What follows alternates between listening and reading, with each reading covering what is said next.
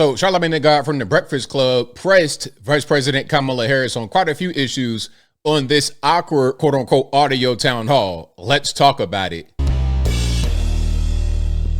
How's everybody doing? My name is Anthony Brian Logan, and today we got to talk about Vice President Kamala Harris going to the Breakfast Club with Charlamagne the God for an audio podcast. Now, this was really weird, the whole setup behind it. They say it's an audio podcast, although the entire video, 1 hour long, is on YouTube. And when they would show certain clips from it, they would just show the audio like a equalizer graphic. I'll show you what they did. But I'm like, why would you do that on CNN when you have the entire video on YouTube? I don't understand. I know why it's called an audio podcast for the radio viewers. But if I'm watching on TV, why am I hearing audio only when no video is weird? But anyway, before we get to that and the things that Charlamagne pressed Kamala on, like the borders are and whatnot, look at this picture right here. Now, this, you can see, is a screen cap or a picture. What's going on here with the whole ear thing? Now, you can see he's doing it too. He has an in-ear device, obviously, and looks like she has one too. Now, is this the ear device that they normally give people? Is it the Breakfast Club ear device, or are we dealing with the whole earring thing? Is that still going on, or are we still having an issue with the earring? Now, this is what she's wearing all the time. I'm not quite sure. I don't think that's her specifically. I don't think that's Kamala right there on the right-hand side, but that's kind of the way that this earring looks. And these things, people have kind of proven, or they have shown that this earring could be a transmitter, like a two-way. Maybe you could speak into it and you can hear people talking to you in it. I don't know what's going on, but what I do know is whenever you see Kamala Harris, she's wearing those earrings. Do you have another pair or not? I can't tell. Now, before I go any further, let's get straight into it. We got a few clips here, and of course, the entire thing will be in the box. This is an ad that I think maybe the Trump campaign ran before the so-called audio town hall came out. Check this out. Kamala supports taxpayer-funded sex changes for prisoners. Surgery. For prisoners. For prisoners. Every transgender inmate in the prison system would have access. Hell no, I don't want my taxpayer dollars going to that. Kamala supports transgender sex changes in jail with our money. Kamala even supports letting biological men compete against our girls in their sports. Kamala is for they, them. President Trump is for you. I'm Donald J. Trump, and I approve this message. So there we go. That's the ad that came out before. Now, you saw at the beginning, you got Charlamagne right here saying that Kamala supported gender reassignment, sex changes for inmates in prison. Okay, she did that. She supported that back in 2019, 2020 when she ran the first time and got curb stomped by people like Pete Buttigieg and everybody else. Now, this same energy was not really there during the audio town hall. Let's go ahead and get straight into that.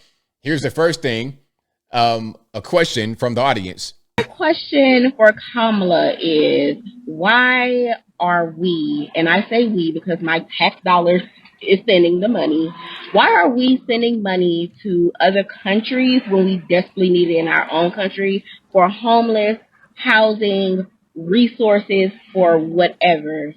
That is my determining factor if I vote for Kamala or not.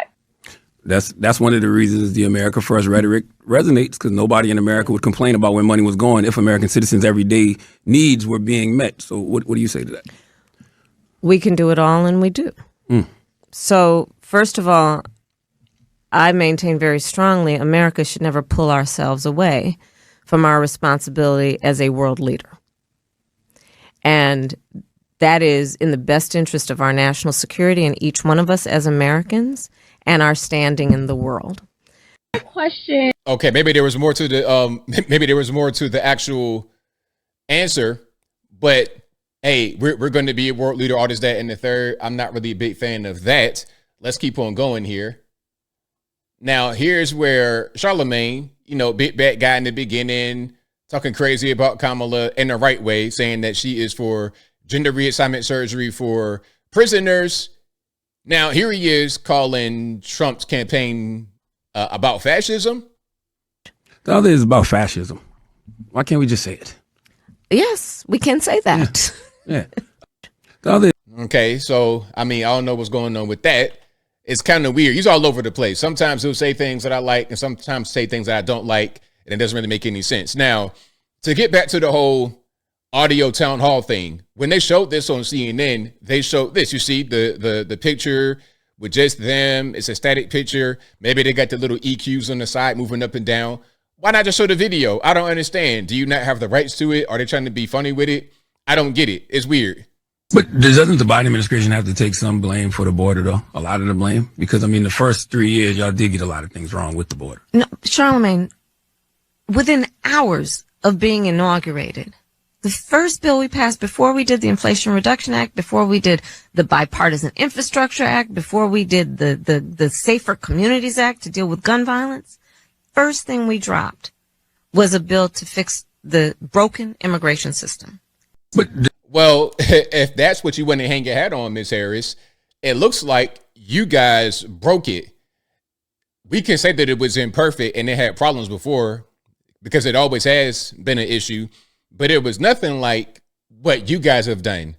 What did they say? Between 2.1 and 2.4 million border encounters documented under the Trump administration. Under you guys, under the Biden-Harris administration, 8.7 million and counting. Not very good, Kamala. Let's keep on going with this ridiculous graphic they got on CNN. why do you allow them to call you the border czar when that's not even that wasn't your I'm role? not giving him permission for that. Oh, you're right. But but I mean, you don't push back on it because that wasn't your role. What? Fact checkers have made that clear. Look, if I responded to every name he called me, I wouldn't be focused on the things that actually help the American people, and that's my focus. But she was the border czar. She was the border czar. They got documents. There's documents on on government websites, whitehouse.gov. You saw Joe Biden get on television and say that she's the border czar. That was her responsibility. The reason why she wants to gaslight us and try to not really answer the question, because you notice she didn't deny it still. She's like, oh, I don't got time to answer that. She didn't deny it. If someone calls me the border czar, I'm going to say, no, I'm not the border czar. I was never appointed the border czar. That is a lie. But she's not saying it directly. And Charlamagne even kind of called her out, like, you don't really deny it. You don't really, kind of buck against it. If they say that about me, I'm going to just say that's false. It's untrue. And then I move on. Just that simple. Okay. Now, here's a question that was pretty interesting. Shout out Right Wing Angel. I think Right Wing Angel had highlighted this. This was a funny question. I don't know who this guy is with the squeaky voice, but please go back to your basement and continue eating your chicken tendies. But let's watch this question from the audience through the phone. Let's go to Talkback, Eddie. Hi, I'm Bobby from Georgia, and I have a question for Kamala Harris. Could you please respond to Trump's claim that he's going to use the Alien Enemies Act of 1798 to round up immigrants if he wins the election? This law was last used to put Asian Americans in internment camps during World War II, and I have a sneaking suspicion that if Trump wins, he's going to use this law to put anyone that doesn't look white in camps, and I'm scared. Yeah, so you've hit on... All right, I'm just pausing for the copyright. They should not trip about this, but they might. Let's see what the response is, shall we? On a really important point and expressed it, I think, so well, which is he is achieving his intended effect to make you scared. He is running full time on a campaign that is about instilling fear. You guys got some kind of nerve talking about instilling fear, because y'all call him all type of fascist and the funny mustache, and y'all do everything to instill fear into the American people, or you chastise. Your man Barack Obama coming out there talking about you black men, you not doing a good job. Go out there and vote for that black lady. She looked just like you. Y'all got some nerve to try and use that angle.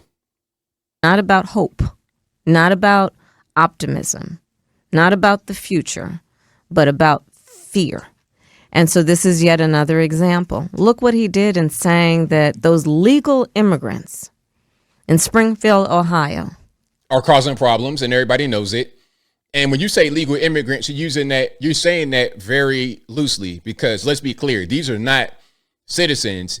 These are people that are brought here to work slave wages to be 15 deep in the 800 square foot house. That's what's going on. Keep it all the way real.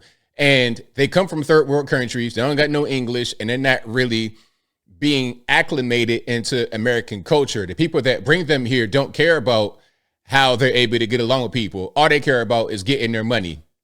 The corporations get money. The federal government can say, hey, we're doing the good thing. We're letting everybody in. But the American people are the ones that suffer at the end of the day. They are being replaced in Springfield, and they know it. And it's not even about their skin color or their country of origin. It's about the goal of those who are bringing them here. We're eating their pets. And by the way, the hypocrisy of it abounds, because on the issue of immigration, let's be clear. Some of the most conservative members of the United States Congress, working with others, came up with a border security bill, which was the strongest, toughest. There go that bill again. She keeps trying to push that bill that nobody wants. Listen, they keep saying, oh, well, Trump, he stopped the border bill. He stopped his colleagues from signing it, whatever. At the end of the day, there was no need for a bill under Trump. Under Trump, there was no migration crisis. Were there issues with illegal immigration? Of course. But again, nothing like what we got going on right now. So I will leave this full 1 hour video, 1 hour on the dot. That's pretty interesting.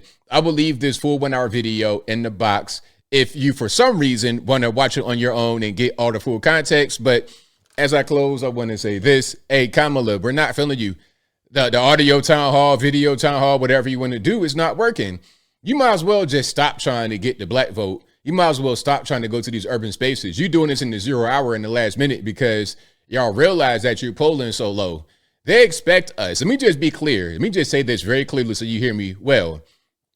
The Democratic Party expect us, black people, to vote for them the same kind of way we did under Barack Obama, 95% or whatever. They expect that because when they don't get it and our vote goes below 80%, they're in trouble.